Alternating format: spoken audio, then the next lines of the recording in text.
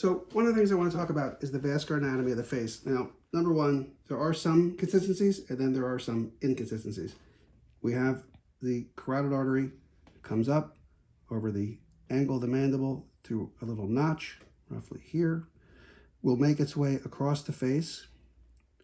Here it'll split and it'll do a couple things. One is it'll come up onto the angular artery at the base of the nose.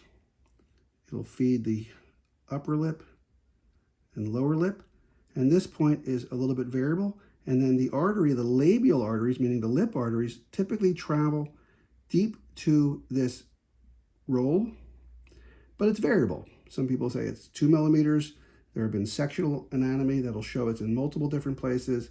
At the end of the day, there is real risk. As we come up higher on the face, we have some significant vessels that come out across and into the forehead. This allows us to do multiple reconstructive procedures.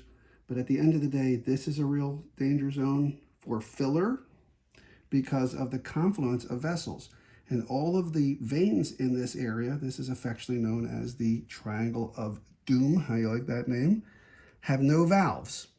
And that means when you lay down at night and put your head on the pillow, your eye doesn't get ischemic, meaning lack blood supply, because blood can flow backwards through the system. Now, how do I know? This is a standard Park Doppler. And in just a second, I'm going to put some ultrasound gel, and my willing participant is going to let us listen to these arteries at different places on her face. Turn your head that way just a little bit. Thank you so much. Put some here and here, and I will wipe all of this off, I promise. It'll be a little noisy and squawky. Let's see. Okay. Carotid. Nice and loud.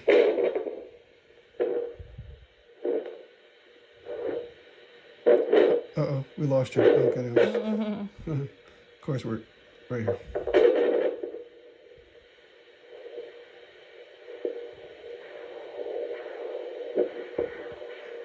Big facial changed when she breathed.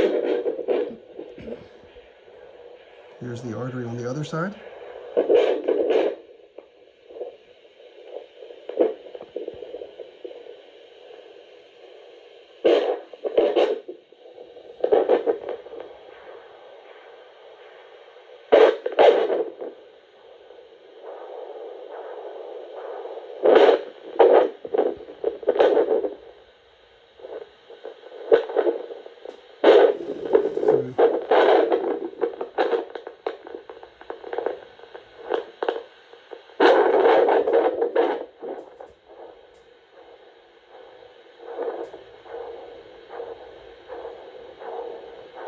Okay, so the reason for the demonstration is it does concern me from time to time when we see injectors on social media and the like, just willy-nilly sticking needles in places.